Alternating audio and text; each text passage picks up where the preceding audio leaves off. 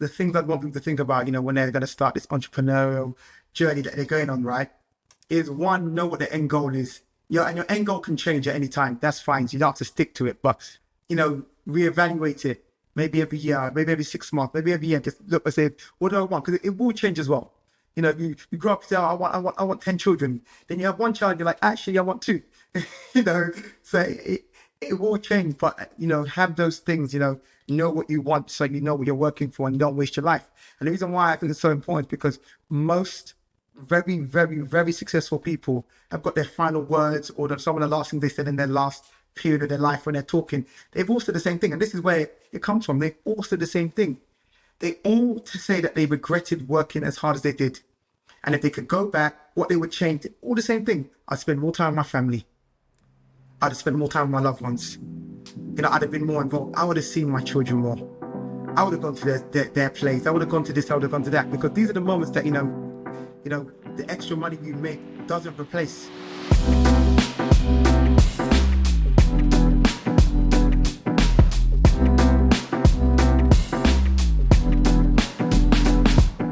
Hi everyone, this is Max with Black Income Creators Podcast. I'm here with Mark, and Mark's going to introduce himself. Hey there, my name is Mark Maciver. I own the business and the brand SliderCuts. I've been cutting hair professionally for just over 21 years, and I'm happy to be here today. So 2003, isn't it? That's when your journey began around cutting hair. Professionally, I was cutting hair before that, but when I didn't know what I was doing, just at home, with clippers, just doing stuff. Who felt confident enough to allow you to touch their hair before you were doing it professionally? Was it family? Was it friends? It was me. I was my first client. So, I messed myself up quite a lot of times. And then it was my little cousin who started living with me. So I was about 13, 14. He was like 7. And he started living with me from Nigeria. And I became his barber. And then it was my little brother. Then there's some people in my area. So slowly, just gradually, people were jumping into the list. What attracted you to it? Because it's not something that people typically just sort of think about as a career. What attracted you to barbering? I enjoyed the idea of a haircut. So I used to always watch haircuts on TV. Look at people's haircuts. I used to, when I get older, I want that haircut. I want that style. Oh, look at that guy's style. So before I realized I had any interest in cutting hair, when I look back, I'm like, oh, I was always looking at people's hair though, wasn't I? In school, on TV and so on. So I think that's what drove me to probably pick up the clippers in the first place. That interest, that I was always looking, that yearning for a good haircut, I think that's what made me pick up the clippers in the first place. Because, my brother, who didn't go to the barbershop either, he didn't decide to pick up the clippers, but I did. What made you decide, okay, yeah, I love doing this, I'm going to do it as a job? Do you know what I mean? Because you could have kept it as a side hobby thing, just friends and family. What made you think, yeah, I could do this professionally? Well, after a few years, I started cutting quite a lot of people in my area.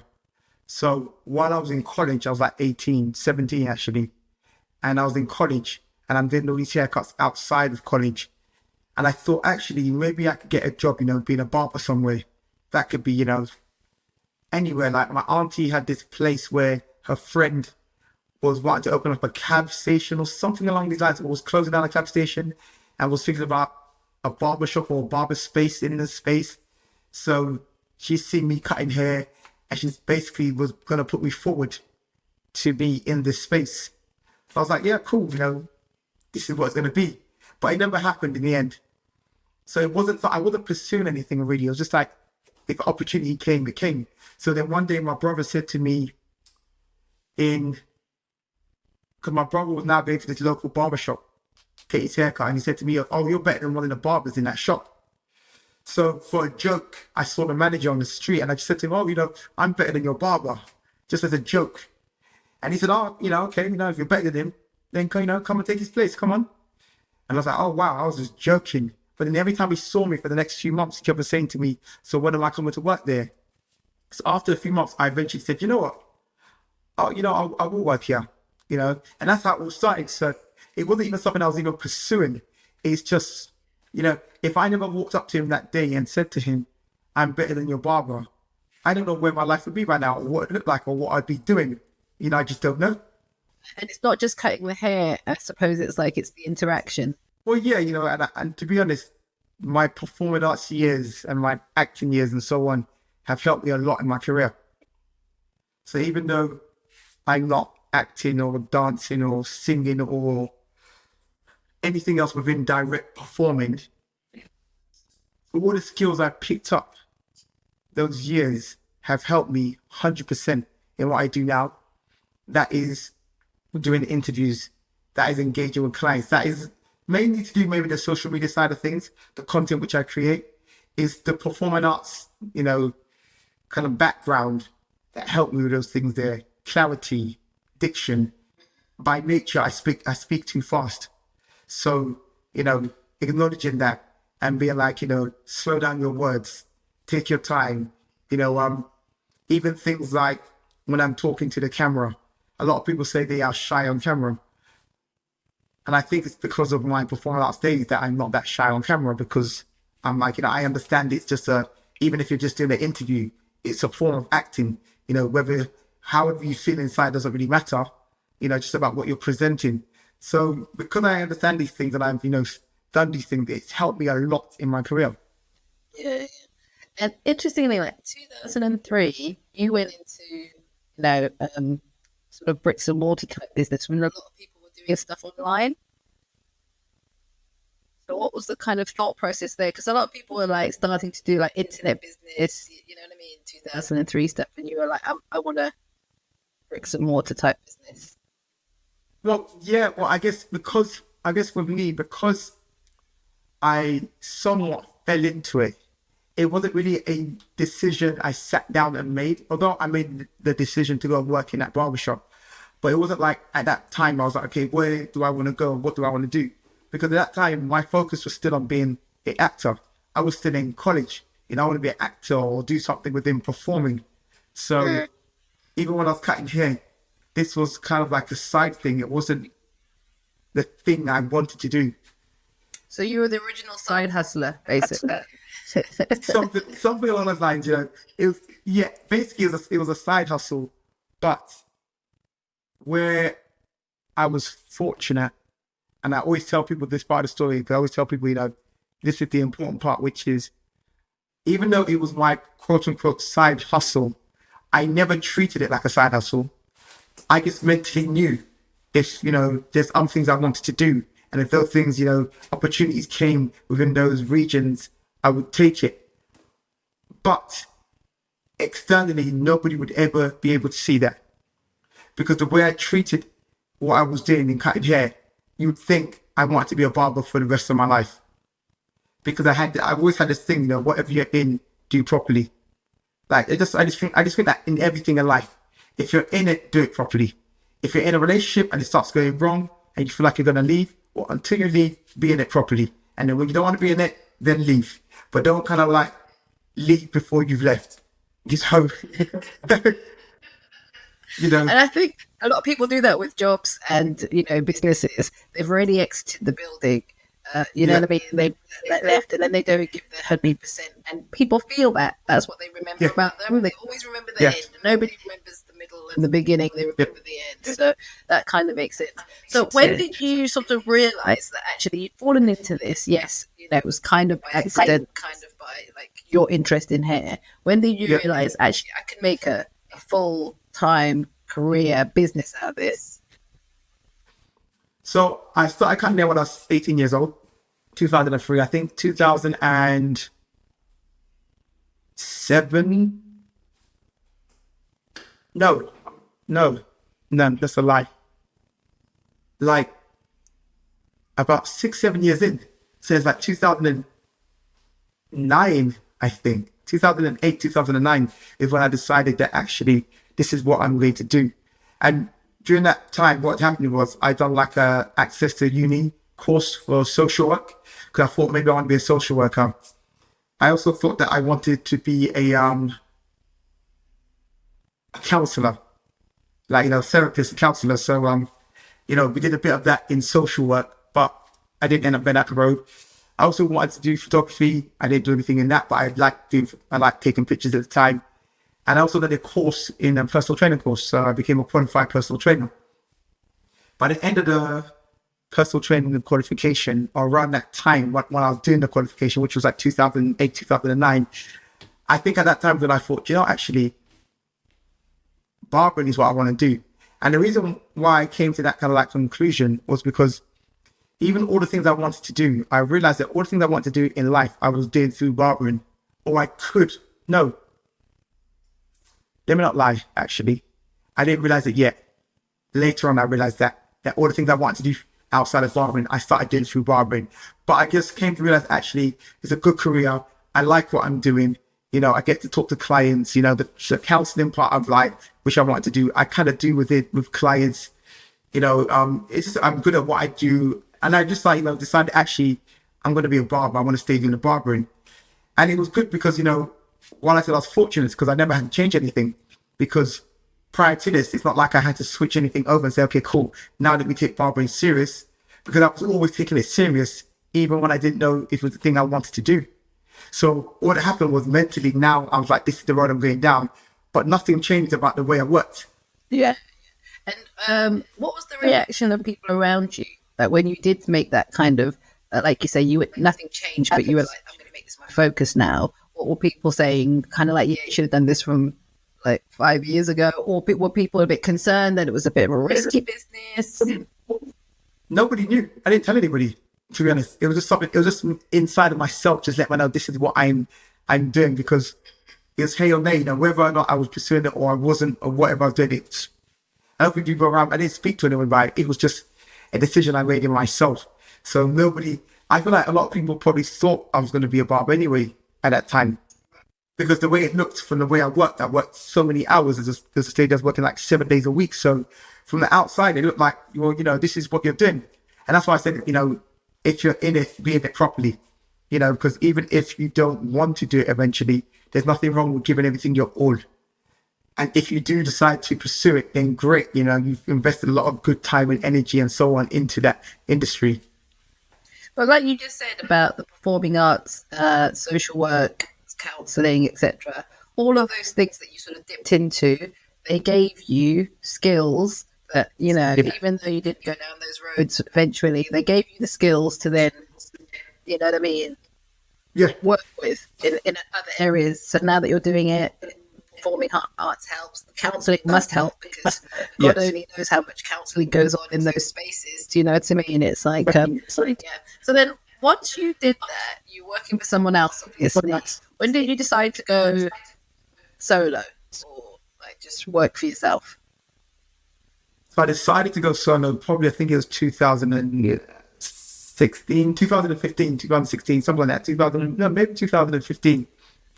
And the reason why I decided was I was managing that shop I was in, and I had a lot of things I wanted to do in that shop. But I was like managing it though, but because I'm not the owner, it's not my shop still. So all these things I wanted to do, I wasn't fully able to do because it's just not my shop. So, and I always make it clear to people, I don't say this in a nasty way. It's just because it's not your shop, it's not your shop. It's not, it's someone else's space. So I do find it annoying when people kind of like get really upset that someone's not letting them do what they want to do in their space. And it's like, but it's not your space. If I walk into your house and you say, I want to wear shoes, and you say, no shoes in my house, I follow the rules of your house. And if I want to have a house where there's going to be no shoes, then I have to go rent or buy my own house and I create my own rules. And this is basically what happened in the shop, where I was just kind of like bursting with, we could do this, we could do that, we should do this. If we do this, this shop will definitely blow up. If we do this, when you have so many ideas, right? I just came to realize that the only way I'd be able to bring this vision into fruition would be through me actually opening up my own shop. So when I made that decision, within a week, I told everyone of that decision. I told the owners, I told the other co-manager, I told everyone, and I didn't move for like another 3 years. But they knew your intention was there. The intention was clear. Yeah. And so what did you, do with those 3 years? What did you kind of like? Did you just kind of like, okay, I'm waiting for the right space because space is so important, football, etc. Or what were you doing? It was looking for the right space. That's what took me long. It took me about 2 years to find the right space. And I didn't, to me, it was like the location was so important. So I wasn't going to kind of like compromise on that. So I just waited till I found the right space. And when I found the right space, that's when I was like, okay, cool, we'll take it now. And that's why it took me 3 years because, I was just like, no, it needs to have this, it needs to have that, it needs to have parking and paying display outside, it needs to be near a train station, it needs to be this big, it needs to be able to fit this many things there, and so on. So I had a list of things that, the shop had to have. So that's why it took me 2 years to find. So when did you set up? Did you say 2018, 19? Or? I set up the shop. The shop opened up in 2018. And in 2015 is when I decided I was going to leave. I started looking for a shop. It took me about 2 years, I think. And when I finally found the shop, then within a year I was in there. And then it was you, and how many did you bring on, like the barbers with you? No, because I really believe that I'm going off to do my own thing. I should not be trying to gent another business for me to open my business. So I was like, no, I'm starting again. So I'm going to start off with just one barber who's me, and then I'll take it from there. So, yeah, I didn't take anyone with me. But you took clients because, obviously clients will follow where you go. Well, yeah, the clients followed. A couple clients stayed there because they lived in a local area. But, yeah, some clients followed, or not the clients followed, should I say. But just not, they didn't take any barbers with me. How did you balance that with, like, everything else in your life, like relationships, family and stuff? Just make it happen. I think one of the biggest sacrifices was sleep. To be fair, it's still a sacrifice now. That's why even like right now, no offense if I'm yawning, because anytime I sit down, my body shuts down. Because I work on my feet all day and I don't sleep that much at night either. I only get a couple hours of sleep, a night averaging. Sometimes on a good day, I might get 5-6 hours, like on a really special day, I can get that long. But generally, I'm like going to bed at 12, 1 o'clock, have to wake up at 2:30 to get back to work. So. And is that because of your sort of special clients that you have that are sort of based in different places? So is it because you've done a lot of the traveling bit? Yeah, no, it's not even because of that, to be honest. It's when I'm getting up in the morning to go cut hair, it's just a quote unquote, everyday customer. It's nothing to do with the traveling even around, celebrity clients or anything like that. It's just to do with clients, just trying to squeeze everybody in. The reason why it got to the point where I was working so early was because let's say I started at 9 and someone will say, oh, you're all fully booked, or I need an early haircut, or is there any way to squeeze me in? I'll be like, okay, Joe, come in at 8:30. Then someone else says I'm fully booked, and I squeeze her in. I'm like, okay, come in at 8. Then someone else suddenly it's 7:30, then it's 7 o'clock, then it's 6:30, then 6 o'clock, then suddenly you're here at 5:30, 5 o'clock, then suddenly one day you're here at 4 a.m. So that's the reason how it happened, just because of the demand. I was just like, okay, let's keep up with the demand. Let's try and get every client in. Because that's always been one of my things. I always try and get every client in. Okay. And explain a little bit about sort of like how you've grown it. Because obviously, like you said, you started off as one person. You didn't want to take other people with you. You started off as one person. And what was the first growth? Because obviously, like yourself, but also the shop as well. Well, before I opened up the shop, my name was SliderCuts. That was my website. I just my name, that's my social media handle. It was there. So the name and the brand of SliderCuts had already been growing before I opened up the business. So when I opened up the business, in a sense, the business was catching up with the brand because the brand was bigger than the actual business. And what I mean by that is, people see me on the street and be like, I'm going to come to your shop one day, man. I love what you guys are doing, type thing. And I'll be like, you guys? I'm like, okay, cool. But I was like, you guys, I'm not, it's one person. But people didn't understand that online because of the volume of haircuts and the content that's putting out there, people used to assume, oh, this must be this big shop. And it's like, no, SliderCuts is just a person. And because SliderCuts isn't like a name like my real name, like Trims by Mark, when people see it, it does feel like it's this brand or it's this thing. It isn't just like, a normal barbershop. Was that accidental as well, do you think? Yeah, accidental. It's accidental, but I say what it was. A lot of the things I've done, I say is accidental. But some of the ways which I lived and my business ethics and morals are the reason as to why some of these things happen by accident. Like if you're kind to everyone because you're just a kind person, you're kind to everyone and you help everyone where you can help them, then one day someone who you helped won the lottery and gave you all this money, it's like, well, was that planned? And it's like, well, no, it's not really planned. You're just a kind person. So it's kind of like a karmic thing. It's like you're creating an energy.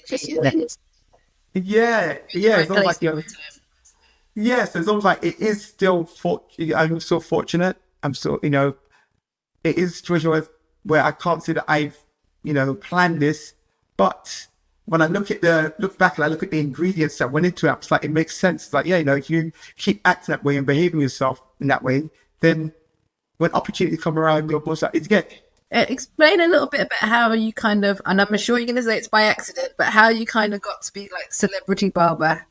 Well, yeah, it's kind of like, as I said, it's all accident, but it's all the reasons of things like how I've handled my life and the things I've done.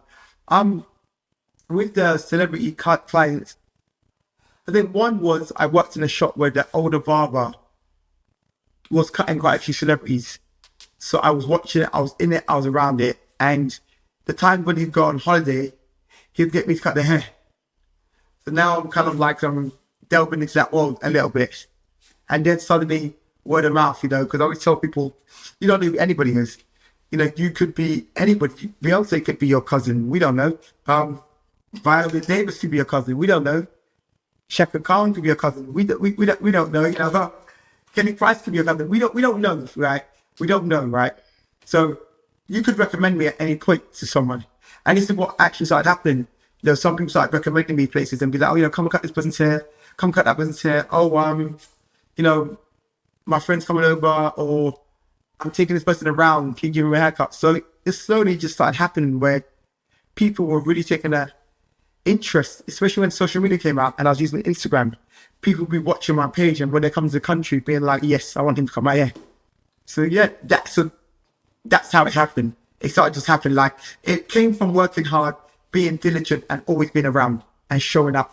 Because I can tell you different stories where I've cut certain people and I'm like, you wouldn't believe what happened in that story for me to cut their hair. You'd think to yourself, oh, you did this, you did that. But like, no, it's so small. I cut a random person in the shop and that person knows this person and suddenly I'm back there. I think, I was saying about like people targeting influencers. You know what I mean? Like, you can see it. You can see it on their social medias when they've got a slightly different way of approaching business. The way I've approached business has always been about sustainable business and, what is, long lasting and what is actually good for the clients. Not, not like a quick fix of like, get this celebrity in and, you get all these other customers in. My focus is like, no, be a good barber and you'll get customers in. So you can do a quick fix and it's just like, it's not like, I can't think of an analogy, but basically you can do a quick fix and be like, yes, if I get one celebrity in and I put them in a chair and I'll get all these customers and all these customers will flood my way. And it's like, yeah, they might flood your way, right? They might give you a chance. But if you're not good at what you do, they might not come back. It's good marketing and business to use influencers, but you need to make sure that the product which they're coming in to get is actually good. Or else these people just don't come back. So my focus has always been that I just want to be good at what I do. So once I become good at what I do and I can cut hair well and so on, then we know that, when people come in, they'll keep returning, and then you can do all those others, things and marketing schemes and so on, right? But even then, I just always knew that from the basic that if you cut someone's hair and they like it, they might talk about it to someone else. And they might, word of mouth is powerful. It's powerful. And also, people don't realize that celebrities are not drawn or attracted to the idea that there's another celebrity in the chair. They just want a good product. So when they want to, want a good haircut or want good food or want a good dry cleaning service, they're not saying, "Oh, does Anthony Joshua go there?" Stormzy isn't saying, "Does Anthony Joshua get his dry cleaning done here?" He doesn't care what he's doing or what, vice versa.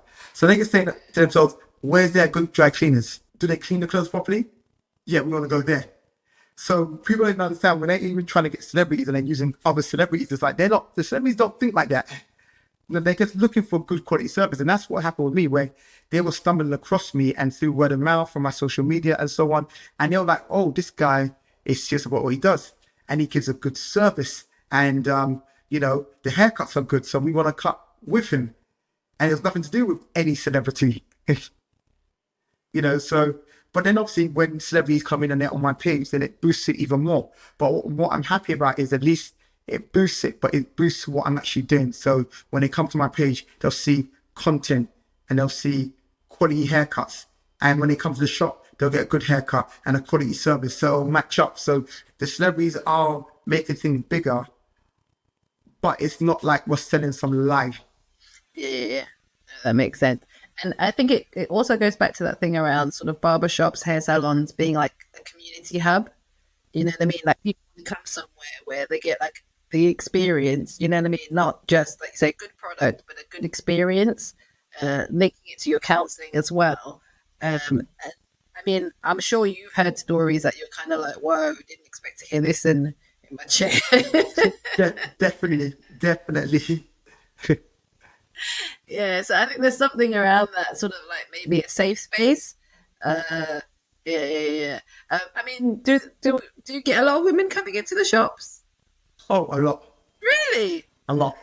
Women with short hair, we are so popular in the short hair women's arena, And I spoke to some of the women just to ask, because a lot of these women are traveling from far as well. And it's like, why are you traveling from far? Because some of these women are getting very simple haircuts. I remember speaking to a client saying, "Look, you travel far, just to let you know, you can get this haircut cheaper and closer to your house. Like, you don't have to travel this far." Because it's simple. And she was just like, "Yeah, but she's just like, as a woman, I want to come to a place where it's comfortable. You feel safe. I feel like I'm taken care of. There are places I know I can go and it's cheaper and quicker, and they could produce to quality, but she's just like, it's everything else around it." Yeah, and she goes, as a woman, she's just kind of like, this shop is spoken about in like these, I don't know what these talks are, I don't know, I'm a woman, so I'm not allowed in, so so I don't know where the secret society, lies, or where they have their conversations, but they're somewhere, right? And she's just saying that, we come up quite a lot for that reason, so people just kind of like, they come in there, they're not getting harassed, you're not getting stared at, the barbers are not trying it on you, some of the things I've heard is barbers are not offering you alcohol or telling you to come out with them afterwards, or I don't know, just all these other things I was just hearing about, right? It's like, she's like, these things aren't happening, so this is why women will travel to come and be in this space, because they'll rather come here, pay more and travel further, but feel comfortable in the environment.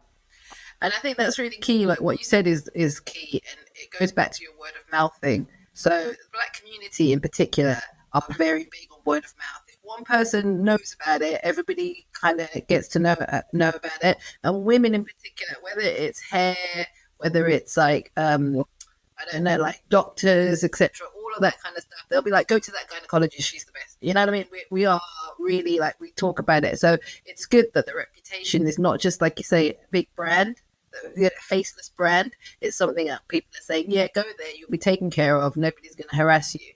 That's why I avoid barbershops. I used to have short hair. I used to just have it like, completely cut off.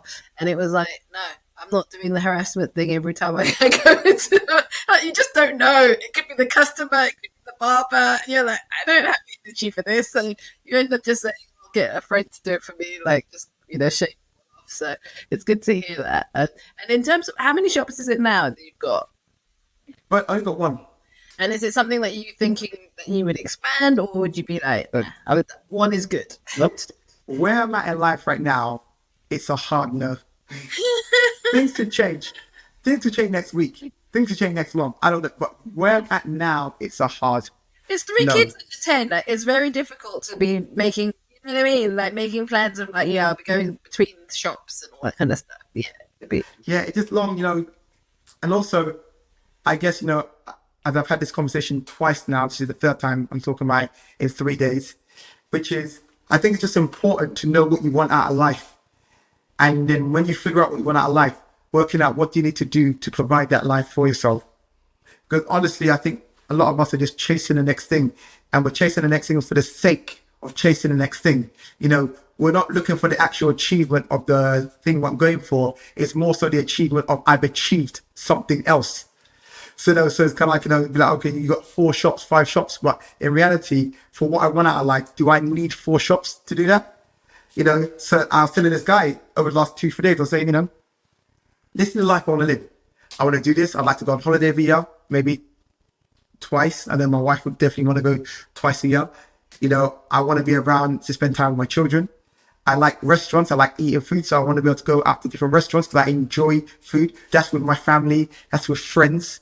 I want to do that regularly. I want to live a certain type of place. The place I live in, I'm happy with. So it's not like I've got some goal to move to anywhere else. I'm happy. I'm comfortable with where I live. I like the location. I like the space, everything. I'm happy with it already. I want to, have money to do things for my children, put them in certain activities, swimming, boxing. They do that now, swimming, guitar lessons or piano, boxing, football, whatever it is. All these things, everything costs money. Nothing's free anyway. So everything costs money. So I want to be able to put all my children to do activities. Yeah. And I said, a couple other things that I said as well. So I said, so I got to ask myself, what I want out of life, does that cost £1 million a year? It's like, no. So do I need to make £1 million a year? No. So if I drive and put my energy and the time into doing something that's going to bring me £1 million a year, what am I doing it for? Because I said, the other things were, I want to be able to help people. I said, I'd love to be in a position where just kind of like, yeah, you can just give £10,000 to someone, or 20, or £30,000 to someone. Not alone, just give it to them because they need it, right? I want to be in that position where I can do that, right? So, and obviously, when I want to and I potentially, and not saying I'm going to, but the other last thing was, I want to potentially put my children, when they get to secondary school, in private school, potentially. It's not a guarantee, unless there's a really good school in my area, really good grades are really good. If they couldn't get into that one, then I think it'd be like I want to put them in private school, because I'm really of the mindset of it's not what you leave for your children, it's what you do for your children while you're there. Because God willing, if I live old and I live to, let's just say example, I'm 80 years old, 80 to 90 years old, let's just say example, my children will then be around 50 years old. So at that point there, they shouldn't be waiting for anything from me, because if I've been in their life, their whole life, right, then what I should have done should be meaning that they're providing for themselves now. So it's more important, God forbid if I was to pass away now, then what I have is important, what I leave for them in an inheritance and so on, so they can pay off the rest of the mortgage and they can still live somewhere. It's very important, But if I live old, then they don't even need any inheritance. They shouldn't even be asking for anything to be passed down to them, because I educated you well, and that is kind of like through school, and that's home education as well. I put you in the right spaces. I told you how to network. I told you what you should do. So right now, from when you're even getting into your late 20s, you should be in your late 20s. You should early 20s. You finish uni or whatever it is, or you're getting into the career which you're going into. By your mid 30s, you should be establishing whatever career you've chosen right now, and now you should maybe be trying to reap the rewards. So even then, I'm just like, when people, and I've been of that mindset before about what I want to leave for my children, make sure I leave for them. And when I thought about it, it's like, well, why is the focus so much on what you're leaving for them? Would it not be better for me to actually, if I had the money, to take that money, which I'm going to leave them as an inheritance, and put them through private education and educate them better, so that they can actually, live for themselves and, look after themselves? Would it be better? Would it be better when they get older and they turn 50, 40, 50, 60 and now they get an inheritance? It's an interesting one because, I did comprehensive grammar and private school, so I've gone through the whole gambit, and I wouldn't necessarily put my children through private, only because it depends on the private school. we're talking like years later, and they might be a little bit more developed. But black children in private schools, it can work to their advantage, but there's other things that like, so you said about schooling at home as well, to make sure that you balance out the, do you know what I mean, like the real education. But I think it's not what you're talking about really, is about the financial freedom to choose. It's like, if your child does need private school because they're particularly academic or whatever it might be, then you've got that option. You don't have to be making decisions based on how much does it cost. You can make decisions based on what does the child really need, and that's real financial freedom, isn't it? But you don't need millions to do that, which is what you're saying. And I'm saying I'm day two either. That's what it's like when we get my son going to secondary school in 3 years now. So now it's kind of like, even in this next period we're in now, I'm just clearing all of our debts, getting out of all debts. So we'll be in a position by then where it's like, if we want to and we need to, we feel like it's the best decision, we can put in private school. And if we don't, so it means that we're making a decision based off what we think is best and not the limited options we have. So I am saying it is kind of a form of some type of financial freedom, to be able to do the things which I want to do within my kind of like realms of what I want to do, because I don't care about buying a yacht or anything like that, right? So, within the realms of what I want to do, it is kind of like a financial freedom. But it's just like looking at what you actually want to do. And I was just tell friends all this time, I spoke to one of my friends about saying, you just need to really think to yourself, what do you want to do? Because so much of us are chasing the achievements of gaining something or the achievements of achieving something. And it's kind of like, okay, cool. So you got a new job and now it pays you $500,000 a year. So what's the difference between your life now at £300,000 a year and $500,000? Or at £200,000 a year and $500,000?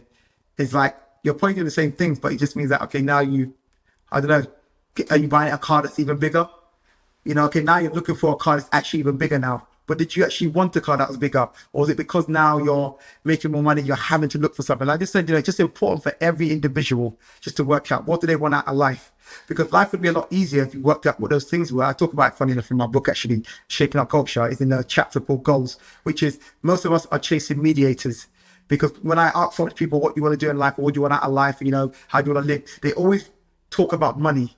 And I said, it's always strange that you talk about the mediator, because I'm telling you, what do you want to do in life? What do you want out of life? How do you want to live? And you talk about, I want to be financially free. Okay, cool. But to do what? And it's like, oh, to do whatever I want to do. I'm like, so what is that thing you want to do? Well, if I want to, go on holiday, if I want to, I want to have the freedom just to be able to do that. Okay, but do you actually like going on holiday? Because you're talking hypothetically right now, but you're not still telling me anything you want to do. And it's like, a lot of people haven't even thought about it.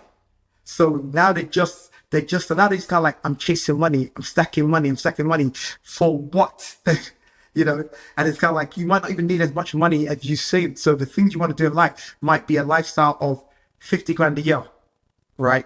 But you're chasing because you've seen someone else making 300 grand a year, this 300 grand a year job type thing, and it's like, you might not even need that. You might be where you want to be, where you need to be anyway. That could be 30 grand a year, 50 grand a year, 60 grand a year, 100 grand a year, 150, 200. I'm not telling anybody what they need to earn. I'm just telling people to work out what they actually want out of life, and then work out what do I need to make every year to live that life. And that could be $500,000. That could be $1 million. That could be 10 million. You might want to live a yacht lifestyle and chill with Jay-Z and Beyonce and whoever, right? So it might be that. But it's just about working out what it is.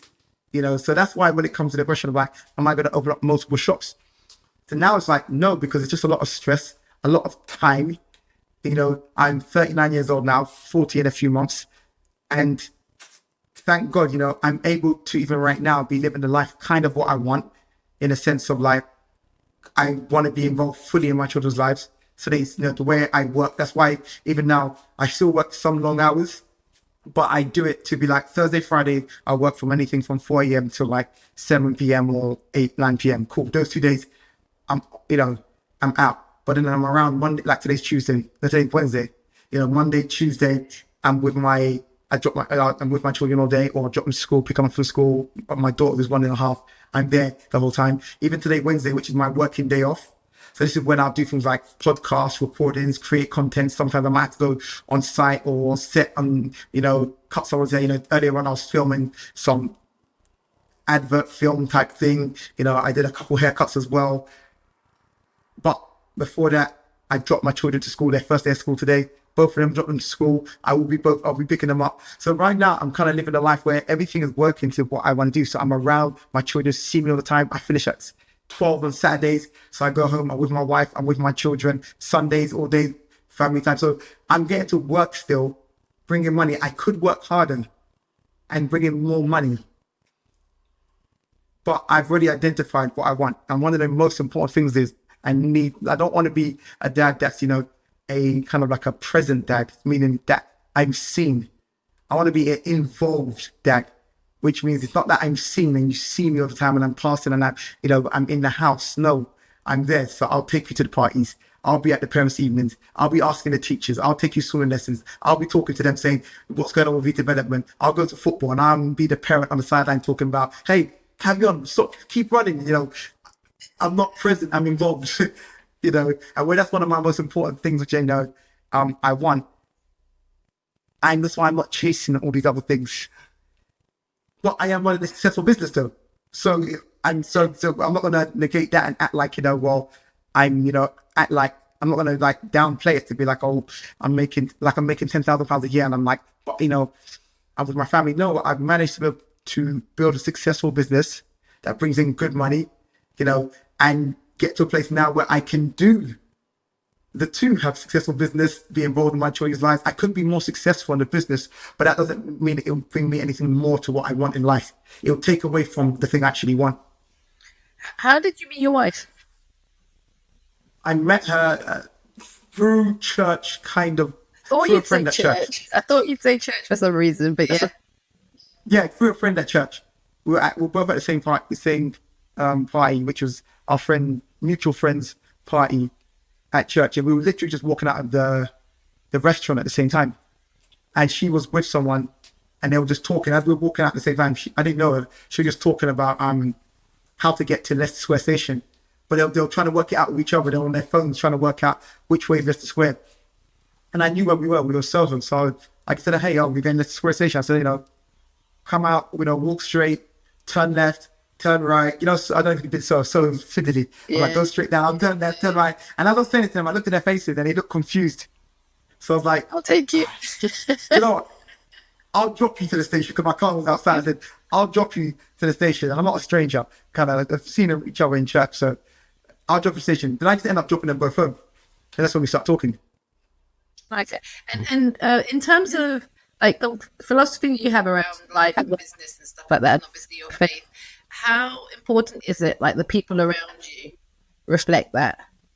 Well, definitely the people around me when it comes to like my wife, definitely, you're gonna build a unit with someone, you're gonna build a life with someone, you want to definitely make sure that, your core values and beliefs line up, or else you're just a house that's divided and, crumbling internally. So definitely, I feel like anybody who is building anything, definitely make sure your partner is in line with kind of like your core values and beliefs. So it's just going to be, relationships are difficult regardless, some of these things are just make it more difficult. So that is definitely important. And when it comes to like friendship groups, like some of my close friends, I've got different members, like different types of men. I've got like, let's say a friendship group of, let's say 10 people. And they're not all like, they're all Christians, and they're not, a few of them are Christians, some of them are not in the slightest, but some of them we share core values of like, maybe it's, our outlook on life when it comes to our families. So some of my friends are like, you see them, they're involved dads as well. They want to be around in their children's lives. They're maybe also building things, business or whatever it is. So we still connect on some levels, so we can really talk and connect. Because there's other friendship groups where, as I got older, I realized that we're not really, sometimes like you're not really friends. You're just an advisor, or you're a bank, to them, it's like, oh, we were friends growing up. We were this, we were that. But actually, as we got on, it's not really friendship because it's not mutual. You may just take from me in different ways of like advice, money, this, that. And we are kind of like, friends, it's not like there's a beef or there's a problem, but you just start realizing when your real friendships are mutual, you should be given and taken in those friendship groups. So my friendship group, that is what I'd say. Yeah, we reflect each other in different aspects of my life. And I'm assuming because of, first of all, what you do and the success that you've had, a lot of people come to you for business advice. A lot of, is it predominantly young men, like younger black guys, or? Yeah, they don't have to be, well, it depends what you see as young, but yeah, anything from young men to middle-aged men, but not really women, but there are a few women like I've mentored. Like I remember I was mentoring a hairdresser, and she ran a hairdressing business, and I was mentoring them, and I heard, and just just talking about her business and so on, and she found that very helpful. She said it helped her gain more clients, and still, when I remember after a few conversations, she was just like, "Yeah, I'm fully booked now with consultations and this and that." And I can't actually remember what I told her, to be honest, but whatever I was saying to her was helping. Yeah. And I think in terms of like for our audience, so our audience is all ages, but what do you think is the sort of like takeaway? What I've taken away from this conversation is that, literally it's like you have your life philosophy and that actually permeates in terms of like how you live your life personally and how you, live your life professionally or business wise. And I think it's really important that people are doing things with purpose as opposed to sort of like you say, chasing the dollar, chasing the pound, which is all well and good, but like why are we doing it? So I guess in terms of like last kind of comments that you'd like to leave with our audience, what are the things that you want people to be thinking about as they start their entrepreneurial journey? I think the things I'd want people to think about, when they're going to start this entrepreneurial journey that they're going on, right, is one, know what the end goal is. And your end goal can change at any time. That's fine. So you don't have to stick to it, but, reevaluate it. Maybe every year, maybe every 6 months, maybe every year. Just look and say, what do I want? Because it will change as well. You grow up and say, oh, I want 10 children. Then you have one child, you're like, actually, I want 2. So it will change, but have those things, know what you want, so you know what you're working for, and don't waste your life. And the reason why I think it's so important is because most very, very, very successful people that have had the privilege to know that they were dying, when they have got their final words or some of the last things they said in their last period of their life when they're talking, they've all said the same thing. And this is where it comes from. They all said the same thing. They all to say that they regretted working as hard as they did. And if they could go back, what they would change, all the same thing. I'd spend more time with my family. I'd have spent more time with my loved ones. I'd have been more involved. I would have seen my children more. I would have gone to their place. I would have gone to this, I would have gone to that. Because these are the moments that, the extra money you make doesn't replace, and then you have all this money and the government still takes 60% of it when you pass away, along if you don't.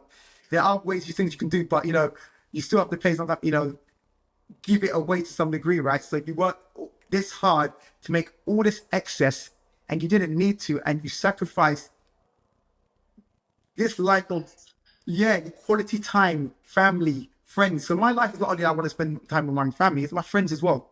So you sacrifice all this quality time, as an example, to make an extra 100,000, million, 10 million, right? Which you never spend, you're not going to spend, right? And that was sacrificed for the quality time that you would have used. So I think it's really just important, know what you want at all times and know what's important to you. And also, another thing like you need to know as well is understand that the world isn't fair. So when you're going into this journey, if you're here for justice and all kind of things, you're in the wrong game. You're in the wrong game, because the business world isn't just. The business world isn't kind of like fair. It just is what it is. I tell people this all the time, it's kind of like, but this isn't fair. So what? Why should I have to work harder because I'm a woman, or I'm black, or I'm this, or I'm that, and blah, blah, blah? Because the world isn't fair. But if your goal is that you want to get to this place where you want to earn this much money, then maybe you have to work harder. So work harder, because complaining about it won't change what's happening. All that means is you're just going to sit there and talk about, I'm not doing it because it's not fair. Okay? Someone else will. So, pardon? Someone else will. So, and I feel like, if you want to come into a world of like leadership, ownership, all that kind of things, it's hard. And it might be harder for you because of your disability, or because of your race, or because of your gender, and it might be harder for you. I'm not writing that off and saying it definitely is exactly the same. No, I'm not saying that, but I'm saying almost, and I'm not saying it from like, I don't run this world, I didn't create this society, but it's almost like, such is life. Get on with it. It is not for the thin skin, it's for the thick skin, And also, if you want to change the trajectory of your life and your children's lives, then who told you that it should be easy? Because anybody at the top, when we look at people, let's say like Richard Branson, if you look at, even if you look at like Rockefellers and all these other people, right? The people that actually started and created the wealth, they worked hard. So when people are always looking at their children and say, okay, but their children, look, they just inherited this. Nepotism, they just got that. They just got this, they just got that. Cool, but the people that started it, they worked very hard. They made some money, they went broke, made bad decisions, went broke, made some more money. It's just like when you look at their stories, it's not like it was an easy story, right? So anybody that's trying to create that wealth for their family and their lineage and so on, right? You got to understand that you might be the first generation of the person who's actually going to have to put the work in so that it's easier for your children. So God willing, it should be easier for my children, because they're going to get better educated than I will. They're going to have a dad which is involved in their life, which I didn't have, right? They will have things which they can be gifted to them that will help them along the way. Advice they can get, maybe deposit, maybe gifted to them as they get older. They might be given a house, that they can go do business with as they get older, right? So someone can look at them and say to them, you don't understand what it's like. And I'm going to be teaching my children. When someone says that to you, just say to them, I don't. Don't get into an argument with anyone. Do not start feeling awkward or feel bad about the privilege you've been given, because we've turned privilege into a bad word. Oh, she's so privileged. He's so privileged. Yeah, I want my children to be that. And I'm not going to be mad at you because your dad and your mom done the right thing by you. And act like my disadvantage is a good thing. I worked from the bottom. Okay, good for you. My children won't work from the bottom. God forbid. And my grandchildren shouldn't work from the bottom.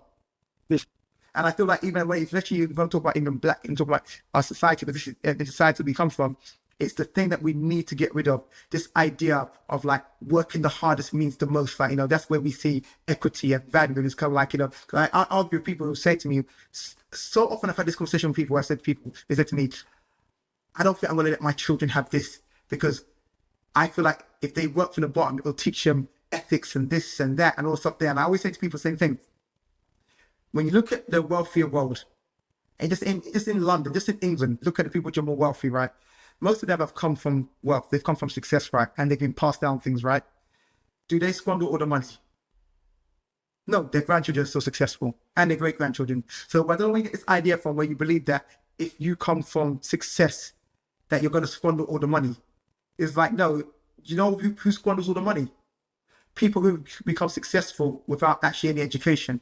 So what you find is people in the celebrity world whose children squander all the money, because what happened was they get into money, they were never educated, but you had a skill. Your skill made you a whole lot of money, but that doesn't mean you know how to make money. Your talent was just massive, because you're a great singer, you're a great rapper, you're a great sprinter, you can kick a ball well, but it doesn't mean you're educated. You come from a poor background, you haven't got an education, so you don't even know what to do with this money. So you just live the life you never lived, in the life you always wanted to live, and holidays and cars and jewelry and all this kind of stuff there. And then you have children, and you're like, yeah, my children are going to have everything they ever wanted. Yeah, cool, you got a mini Bentley in the house, you got your own little side house, I'm going to give you everything. But because you were never educated on how to make money and keep money, now your children are educated. So the little they get left, if money even stays, in your life, what a lot of times happens is they squander money because they weren't taught. So people are confusing two different things, where they're kind of like, oh yeah, you see people who are given everything, they lose it all. It's like, no, you're seeing people who have made a lot of money, but they weren't educated on how to make money, but a talent that they had made them a lot of money, they lose the money, or their children lose the money. But when you see people in the business world where it's just come like, oh, that person's dad and their mom just own this company, and then they put them through private education, this and that, blah, blah, blah, and they start running this company, they don't lose the money. So I always speak to black people about this, where it's like, no, this whole thing about, no, my children need to work hard so they don't lose it. No. They don't. They're going to work hard anyway. But you don't need to now suddenly say they need to start from the beginning and from the bottom. I'm not giving them anything, because that's how I started, and look what happened with me. When I was saying, you are an anomaly. when you look at your friendship groups and look at people around you, the majority of people did not make it to where you're at. So if you put your child in that situation, you're putting them on a statistic basis, based on percentages, they're likely to not make it out. So privilege is not a bad thing. You know, that's what your parents are supposed to do. Okay? Put you in a privileged position. And I think there's a difference between privilege and entitlement, and that's where people start to get confused. They're like, you don't want entitled, spoiled children. That's fair, but you don't. Privilege, yes, you want to give your children a privilege. You mentioned a book. Before we go, I just wanted to sort of like make sure that you said shaping up culture. Shaping up culture, yes. I talk about these principles in the book as well. Even like the whole thing of like starting again. That's in the last chapter, the closing out chapter. The goals, chasing money instead of chasing what you want. Talk about all of these things in here. This book was written because of the conversations I was having with people, from the barbershop to outside of work, and I just got the name of Shaping Up Culture. The original name was Shaping Up Culture, and the strapline was one here and at a time. I was just meaning like, it was like, we're going to shape up culture even if it's just one client at a time and just work it that way, right? And then just basic conversations about these things which I'm talking about now, which as you can hear, I'm very passionate about because of where we're coming from. I look around and I just hear people saying things and I'm like, you don't really know what you're talking about, but you're teaching other people these things there and you don't understand how detrimental that it actually is to our community, but you think it's a good thing. It's like, my child will start again. I'm not giving my child anything. You think that's a good thing because you've seen a couple of stats where people have gone broke and it's like, no, you're looking at the wrong people, or it's kind of like, I'm making money just because I want to be financially free. So I'm going to save as much money as possible. And it's like, well, yeah, to do that, but maybe, you should figure out what you want to do in life instead, just, there's just so much chapters, you're always in an interview is one of the chapters, which is just kind of like letting you know that whenever anybody's watching you, they're interviewing you, whether they know it or not. But there might be a time in life where it comes that you need that person for something. That might be you want to borrow money of them, you want a recommendation, you want a job from them. And what they're going to do is they're going to go into their brain and go through all the interactions they've had with you. And now they're going to go through the interview process saying, do I want to work with this person or should I borrow this person this money? The interview doesn't start when you ask for the thing that you want. The interview's already happened. So I say the person you want to be when the right person is around needs to be the person you just become, period, because you're always being interviewed. So yeah, below the concept for that in the book.